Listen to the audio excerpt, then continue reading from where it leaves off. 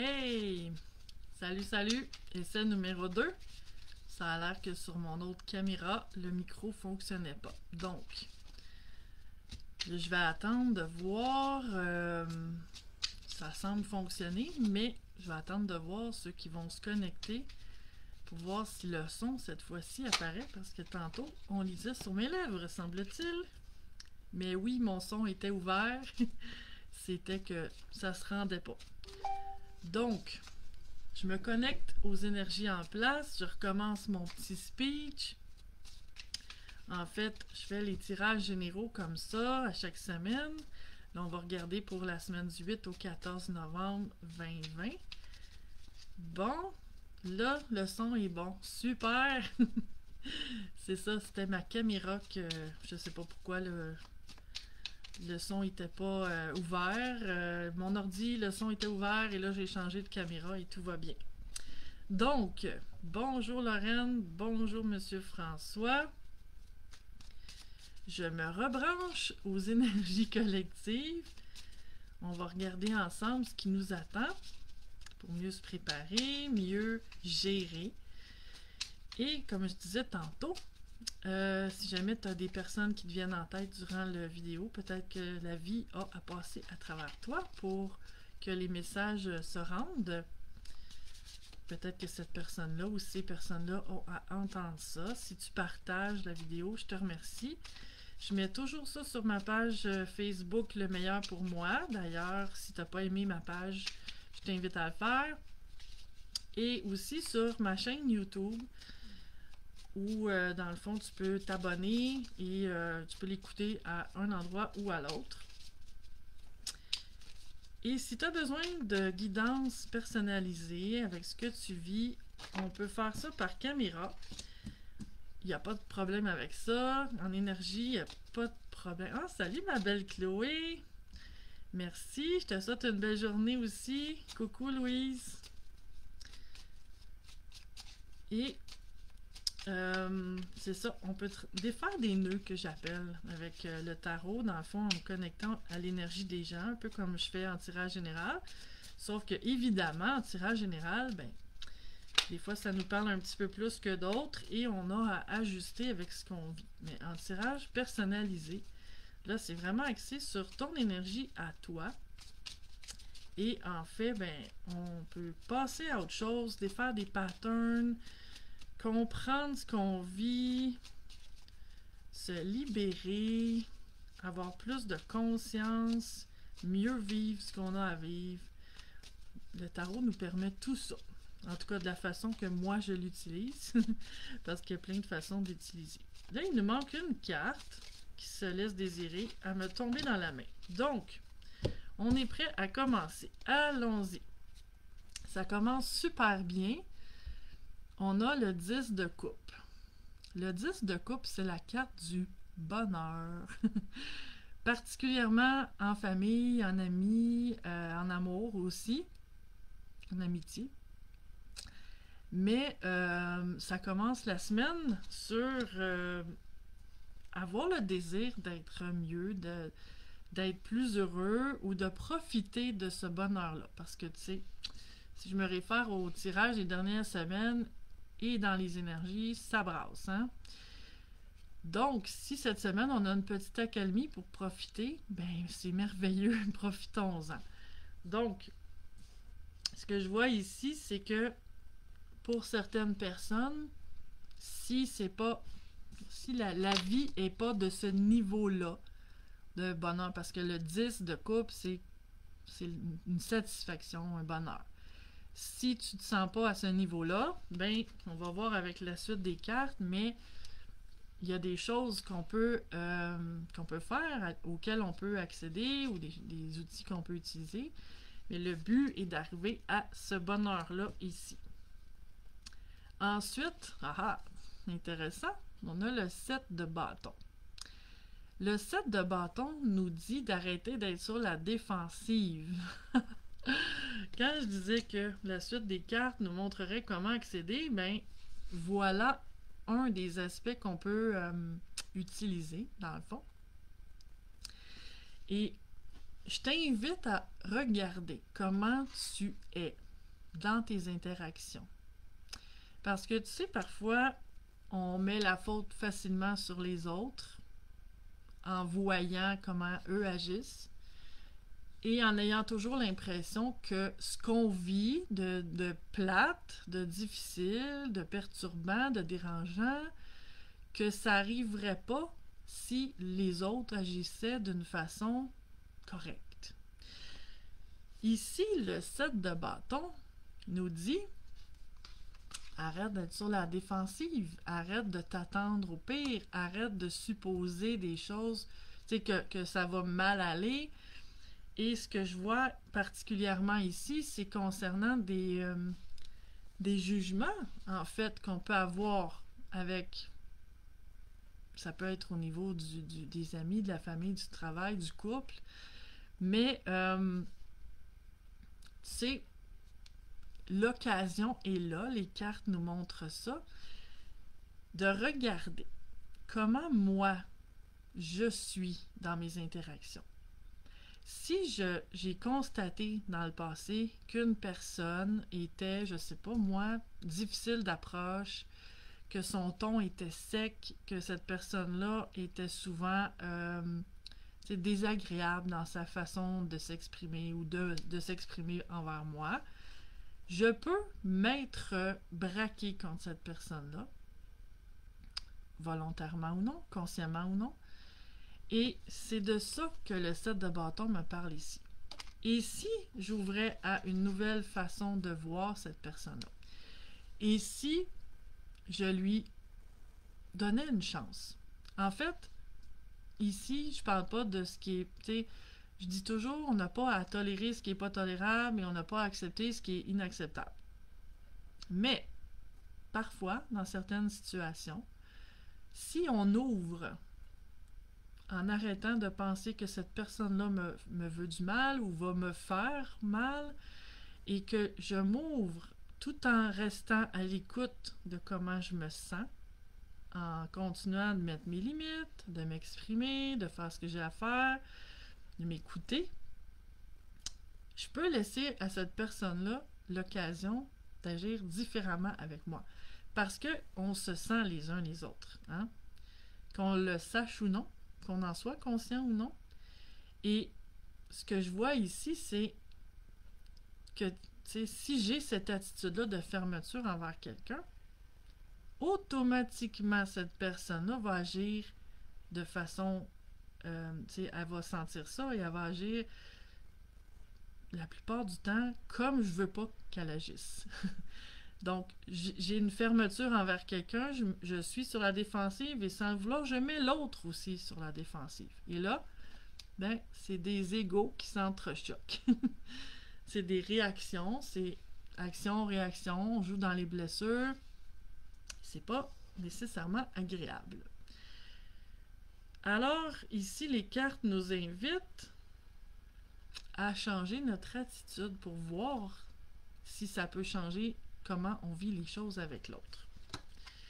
Ensuite, on a les amoureux. Donc, si je fais ce processus-là, tu sais, que j'arrête de supposer que l'autre va agir de façon négative envers moi et que je m'ouvre, ce qui est possible, c'est qu'il y ait cette nouvelle dynamique-là qui s'installe. Et les amoureux parlent souvent d'un choix aussi. En fait, si je choisis d'agir différemment, eh bien, c'est à peu près sûr que ce qui va se passer va être différent aussi. Donc, il y a vraiment une nouvelle possibilité de vraiment changer la dynamique. C'est les mots qui me viennent ici. Et on pourrait être surpris.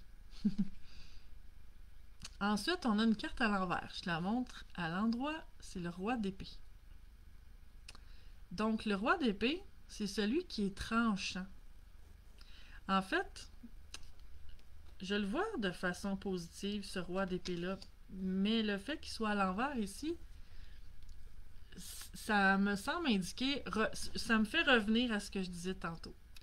Tu sais, quelqu'un, bon matin Alexandra, tu sais, quelqu'un que j'ai observé qu'à un moment donné, agissait d'une façon négative envers moi ou de façon générale, j'ai émis ce jugement-là envers cette personne-là, ce roi d'épée-là à l'envers me ramène à ça.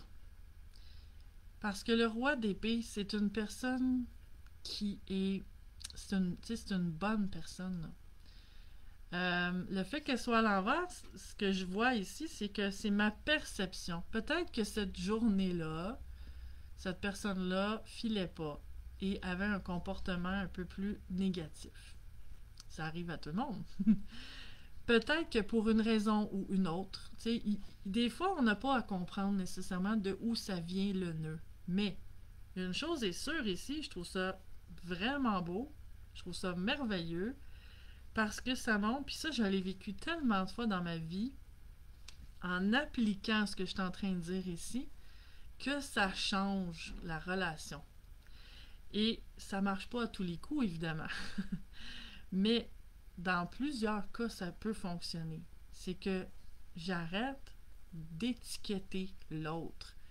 J'arrête de penser que l'autre est tranchant, est méchant, me veut du mal, a l'intention, des intentions malveillantes envers moi ou qui m'aime pas. Et je suis le meilleur de moi, je m'ouvre, j'offre à l'autre cette possibilité-là en allant au-delà de mes jugements, en fait. Je choisis de ne pas m'arrêter à mes impressions que j'avais avant en agissant de façon ouverte, bienveillante, aimante. Et ce qui risque d'arriver, le risque n'est pas dangereux là, dans ce cas-ci, c'est que vraiment je me rende compte que cette personne-là a des belles qualités et que son comportement peut me surprendre de façon positive. Et ensuite, intéressant, le 2 de bâton, un nouveau départ. Donc, si on résume, tu sais, ce que je vois ici en résumé, c'est « Et si je m'étais trompée sur cette personne-là? »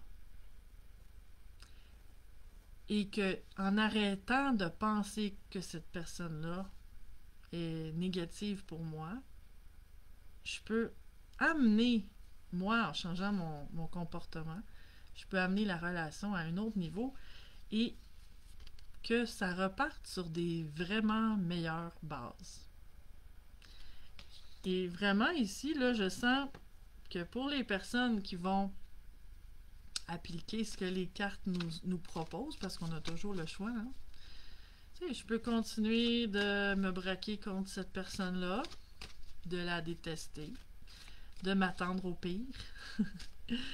Mais ce que je vois ici, c'est que si moi, j'entreprends des ouvertures, puis tu sais, des ouvertures, c'est bienveillant, c'est aimant. La peur, la colère, ça referme.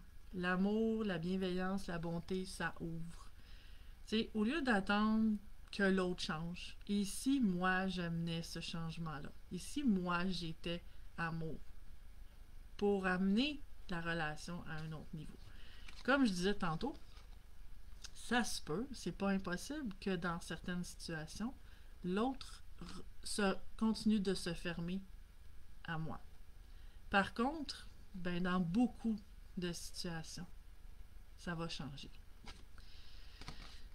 Et je vais aller voir dans d'autres jeux. Mes cheveux me chatouillent le nez aujourd'hui.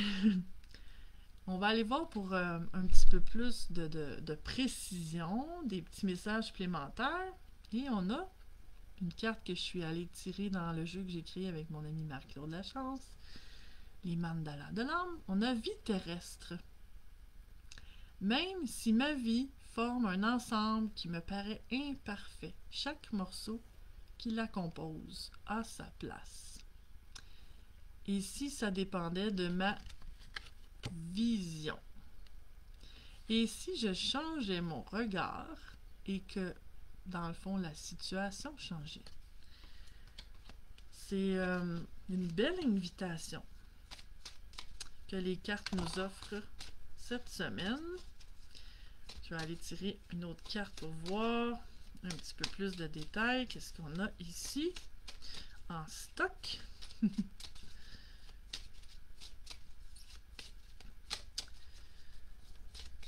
Ah, c'est celle-là.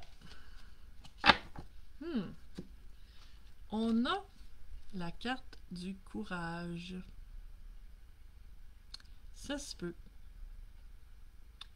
Particulièrement si je suis une personne sensible, ça se peut que ça me demande du courage de m'ouvrir parce que je peux avoir peur de me refaire blesser. Et en fait, si je fais ce que j'ai dit tantôt, que m'ouvrir là, m'ouvrir à ma vulnérabilité, m'ouvrir à être bon, même si l'autre a déjà agi d'une mauvaise façon envers moi. Puis comme je disais aussi, très important, ça veut pas dire de m'exposer à quelqu'un qui a, selon la gravité des choses que je peux avoir vécues avec quelqu'un, si quelqu'un a simplement été à pic avec moi, c'est différent d'une personne qui va m'avoir trahi, qui va m'avoir rabaissé, humilié. Bon, tu comprends ce que je veux dire. On n'a pas à accepter ce qui est inacceptable, on n'a pas à tolérer ce qui est intolérable. Par contre, dans certaines situations où, dans le fond, la faute de l'autre est banale, relativement banale, si j'ai pensé que cette personne-là était méchante ou que je lui ai apposé une étiquette quelconque, ça peut me demander du courage de m'ouvrir à cette personne-là parce que, la peur d'être blessé est là. Par contre, comme je disais, la meilleure protection, c'est de rester à l'écoute, de continuer de voir comment je me sens, de continuer à mettre mes limites, m'exprimer, m'écouter, tout ça. Et là, c'est possible de m'ouvrir à l'autre sans en être blessé. Parce que si je suis à l'écoute, je vais être capable de mettre mes limites s'il le faut. Pour terminer, on a la carte flexible. Et ça ramène, dans le fond, à ce que je disais depuis le début, ce que les cartes nous montraient. Tu sais, peut-être que c'est à moi d'être flexible dans cette situation-ci. Peut-être que si moi, je change mon attitude, là, je permets à l'autre de changer aussi. Parce que, tu sais, comme je te disais tantôt, je l'ai vécu tellement de fois de remarquer mon opinion négative sur une personne et de me dire, et si je me trompais? Et là, de m'ouvrir à cette personne-là et de voir que finalement, tout allait bien. Lorraine qui dit une personne qui se choque car on ne dit pas comme elle ou ne pense pas comme elle et au lieu de dialoguer et de toujours mettre les autres à défaut, les floches, je me demande si cette personne est bien avec elle-même. Je pense, Lorraine, que tu réponds à ta propre question. Mais c'est l'ego qui veut toujours avoir raison. C'est l'ego qui se choque. C'est l'ego qui veut que les autres soient comme moi, j'aurais envie qu'ils soient, qu'ils disent ce que j'aurais envie d'entendre, tu sais. Mais en fait, l'idée ici, c'est pas de juger quelqu'un qui agit d'une façon X. C'est de voir si moi, je suis prêt cette semaine à essayer ici de voir si je me serais pas trompée sur cette personne-là. Et là, ce qui me vient ici, c'est particulièrement avec les cas où, tu sais, mettons, ça arrive des fois que quelqu'un va me parler d'une personne en mal, puis que quand je rencontre cette personne-là, l'idée que j'en ai, c'est « Oh my God, cette personne-là est pas très gentille. » Mais au lieu de me faire ma propre idée, j'adopte l'idée de l'autre. Dans des cas comme ça particulièrement. Parce qu'on sait pas pourquoi l'autre... Tu sais, des fois, il y a des atomes crochus, des fois, il n'y en a pas. J'ai pas à forcer les choses. Mais en même temps, ici, ce que les cartes nous offrent, c'est la possibilité de s'ouvrir et de découvrir une personne d'une façon positive comme j'aurais pas pensé.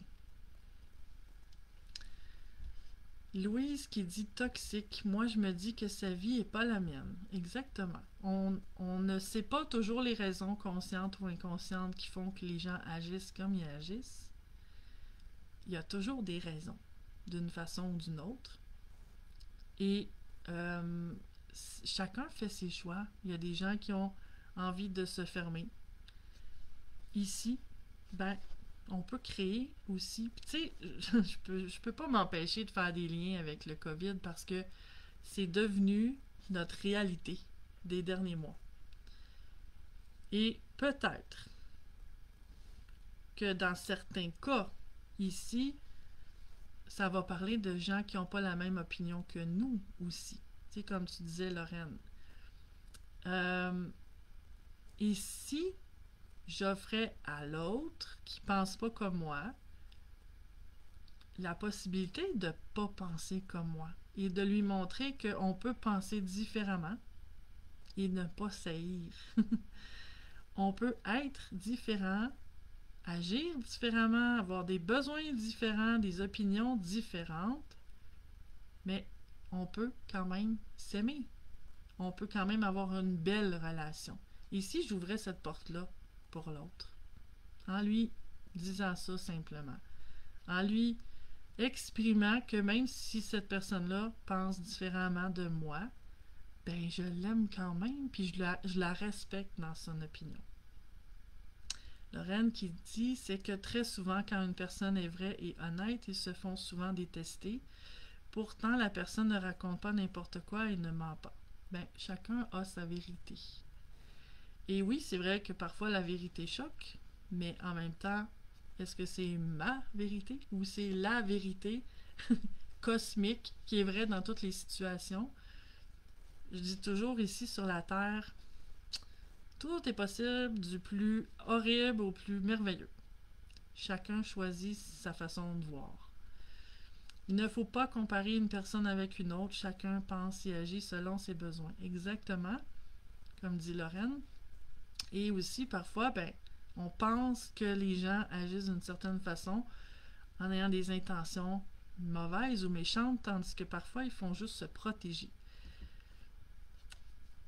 Louise qui dit merci, je sais que je me dis respect. Oui, exactement. Et c'est un peu le message que je vois ici. C'est le respect. On peut être différent, penser différemment, agir différemment, puis être tranchant dans chacun dans nos opinions, mais c'est pas obligé de nous séparer. Et c'est tellement ce qu'on voit avec le COVID, et malheureusement, c'est qu'on choisit, tu sais, à quel point moi je participe à ça, de créer cette séparation-là avec les gens qui pensent pas comme moi. Et si je vis ça de quelqu'un qui me met de côté parce que je pense différemment, il y a aussi un processus que je peux faire d'assumer que je pense différemment, d'être en paix avec ça et de pas chercher à ce que tout le monde soit d'accord avec ça. C'est personnel. Puis dans certains cas, si j'exprime à l'autre personne, comme je disais tantôt, oui, je pense différemment de toi, mais on peut s'aimer quand même. Tu sais, des fois, c'est juste de pas attiser, mettre de l'huile sur le feu, de faire exprès, tu sais, parce que souvent, on va passer des petits messages en sachant que l'autre pense différemment de moi. Notre ego veut que l'autre change d'opinion, parce que mon opinion, j'y tiens. Puis parfois, on va passer des petits messages comme « Oui, mais moi, je pense ça. » Puis, mais tu sais, c'est absolument pas nécessaire de provoquer l'autre et de chercher à ce qu'il change d'avis. Au contraire, chaque fois qu'on fait ça, on met de l'huile sur le feu et souvent les gens vont pas changer d'avis. Il n'y a rien que je vais pouvoir dire ou faire pour convaincre l'autre. Ce qu'on a à voir, c'est que moi, je pense comme ça, j'ai mes raisons de penser comme ça. C'est correct que l'autre pense différemment. Lorraine qui dit quand ça sépare, que ce soit en couple ou en amitié, la question est-ce que c'était dû pour se séparer ou est-ce que c'était une vraie amitié? Mais je pense que quand la relation est solide, tu sais, l'amour inconditionnel, c'est d'aimer l'autre comme il est, sans chercher à le changer, sans chercher à le rentrer dans mon moule, et vice-versa. Ça se passe dans les deux sens. Si moi je me respecte, et que l'autre me respecte, et que l'autre se respecte aussi, tu sais, que le respect agit dans tous les sens, mais il n'y en a pas de problème. On va accepter que l'autre pense différemment. Parfois, oui, ça permet de faire un ménage. Mais parfois, le fossé qui semble s'être creusé entre deux personnes, c'est pas inévitable. Et c'est juste de se rappeler, tous les deux, qu'on peut se respecter dans nos différences. On n'a pas à se détester parce qu'on pense différemment. C'est pas le chemin obligé. Mais pour ça, ça demande que le lien soit, oui, assez fort pour que les deux acceptent la différence de l'autre et qu'il y ait ce respect-là. S'il n'y a pas ce respect-là, ça se crée pas. Je peux pas le faire tout seul. Je peux pas maintenir la relation toute seule. Ça en prend deux pour la maintenir. Deux qui ont cette même volonté-là de continuer à nourrir la relation, même si l'autre n'est pas comme je voudrais qu'il soit. Lorraine qui dit voilà, faut se respecter et se faire respecter. Nous sommes tous uniques avec nos qualités et nos défauts. Ça fait notre personnalité. Alléluia! Je te laisse là-dessus. Je te souhaite une merveilleuse semaine. Ici, c'est vraiment des belles occasions de justement arrêter de vivre ces séparations-là. Peut-être qu'on vit de façon plus particulière depuis les derniers mois pour certaines personnes. Et les cartes nous disent qu'il y a quelque chose de possible à faire dans certains cas. À toi de voir que cette semaine-là soit des plus merveilleuses. Et c'est l'amour inconditionnel, c'est de ne pas poser de conditions. Évidemment, l'humain souvent aime de façon conditionnelle, mais les cartes nous invitent cette semaine à ouvrir notre capacité d'amour et voir ce que ça peut donner. À bientôt. Ciao.